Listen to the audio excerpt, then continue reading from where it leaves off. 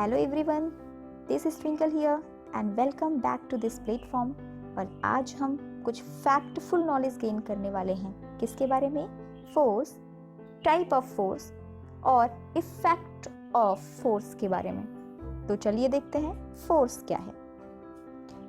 किसी भी ऑब्जेक्ट पर एक्सर्ट किया जाने वाला पुश या फिर पुल फोर्स कहलाता है। जैसे किसी ऑब्जेक्ट को पुश करके उसे अपने से दूर कर देना या फिर किसी ऑब्जेक्ट को पुल करके अपनी तरफ खींचना फोर्स कहलाता है।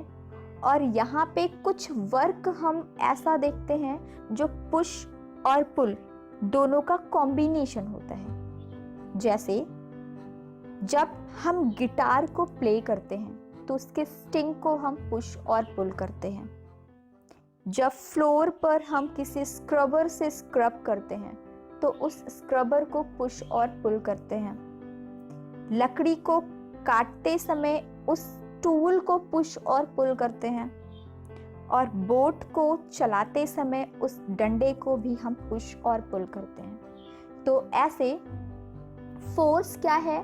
किसी भी ऑब्जेक्ट को पुश और पुल करना फोर्स कहलाता है। और पुश और पुल करते समय या किसी भी ऑब्जेक्ट के ऊपर फोर्स एक्सर्ट करते समय क्या होता है? वो ऑब्जेक्ट अगर रेस्ट स्टेज में है तो वो मूव करना स्टार्ट कर देता है, और अगर कोई मूविंग बॉडी है तो वो रेस्ट में आ जाती है। ऐसे बहुत सारे इफेक्ट हैं फोर्स के। तो चलिए एक एक इफेक्ट के बारे में हम देखते हैं। फोर्स का किसी वस्तु पर क्या इफेक्ट है, यहां पर हम देखते हैं। किसी भी रेस्ट बॉडी को मूव कराने के लिए उस बॉडी पर हम फोर्स एक्सर्ट करते हैं, जिससे वो बॉडी, वो वस्तु, रुकी हुई वस्तु मूव करना स्टार्ट करती है। किसी भी मूविंग बॉडी पर फोर्स एक्सर्ट करके उसे हम स्टॉप करा देते हैं। किसी भी मूविंग बॉडी के डायरेक्शन चेंज करने के लिए भी हम उसके ऊपर फोर्स अप्लाई करते हैं। जैसे एक मूविंग बॉल के ऊपर जब हम अपना पैर रख देते हैं तो वो रुक जाता है, और फिर उसी मूविंग बॉल को हम अगर पैर से किक कर देते हैं तो उसका डायरेक्शन चेंज हो जाता है। किसी भी चलती हुई वस्तु की स्पीड को भी हम कम या ज्यादा करने के लिए फोर्स अप्लाई करते हैं। जैसे कोई मूविंग बॉडी है, अगर उसको हम पुल कर देते हैं तो वो मूविंग बॉडी की स्पीड कम हो जाती है, और अगर उसी मूविंग बॉडी को हम पुश कर देते हैं तब उसकी स्पीड बढ़ जाती है। तो इस प्रकार फोर्स के बहुत सारे इफेक्ट हमें अपनी डेली लाइफ में देखने को मिलते हैं। एक और इफेक्ट हम अपने आप से रिलेट कर सकते हैं।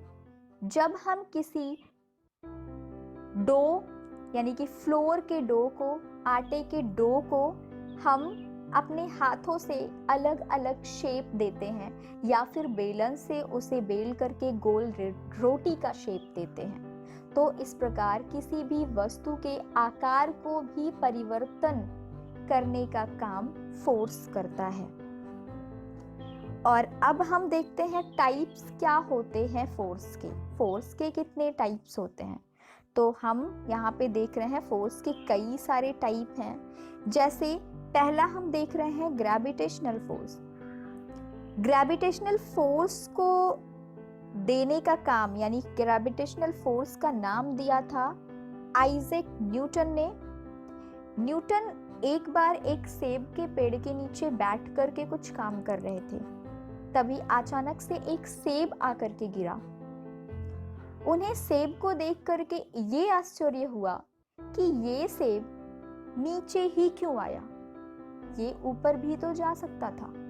या फिर कोई भी ऑब्जेक्ट जब ऊपर से फेंकी जाती है तो वो नीचे ही क्यों आता है। तो उन्होंने काफी सोचने के बाद एक निष्कर्ष निकाला और उन्होंने बताया कि हर एक ऑब्जेक्ट में एक ऐसा फोर्स होता है, एक ऐसा अट्रैक्शन होता है जो किसी भी दूसरी बॉडी को अपनी तरफ अट्रैक्ट करता है, और इसी अट्रैक्शन को उन्होंने ग्रेविटेशनल फोर्स नाम दिया।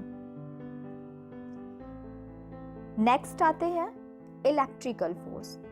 इलेक्ट्रिकल फोर्स भी कुछ ग्रेविटेशनल फोर्स से ही रिजेंबल करता है, लेकिन इलेक्ट्रिकल फोर्स में दो बॉडी काम करते हैं, दो चार्ज्ड बॉडी काम करते हैं, जिसे हम पॉजिटिव चार्ज्ड बॉडी या फिर निगेटिव चार्ज्ड बॉडी कहते हैं।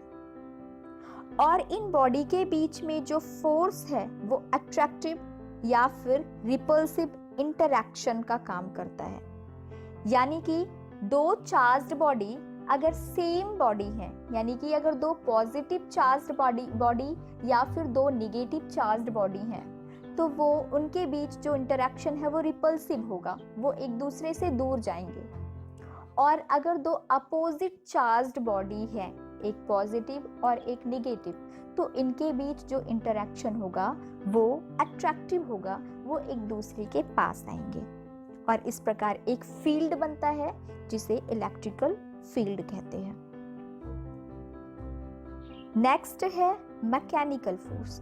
किसी भी ऑब्जेक्ट पर किसी टूल या किसी मशीन द्वारा लगाए गए फोर्स को मैकेनिकल फोर्स कहते हैं। जैसे नाइफ से किसी वस्तु को कट करते समय नाइफ द्वारा उस ऑब्जेक्ट पर लगाया गया फोर्स, या फिर स्क्रू को टाइट करते समय स्क्रू ड्राइवर द्वारा लगाया गया फोर्स क्या है, मैकेनिकल फोर्स कहलाता है।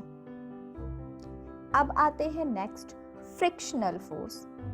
फ्रिक्शनल फोर्स मींस जब दो बॉडी के बीच में अपोजिट डायरेक्शन में फोर्स लगता है तो उसे फ्रिक्शनल फोर्स कहते हैं। जैसे किसी दो बॉडी लाइक हम अपने हैंड के पाम को जब एक दूसरे के अपोजिट रब करते हैं तो उस दोनों पॉम के बीच में लगने वाला जो फोर्स है वो फ्रिक्शनल फोर्स कहलाता है।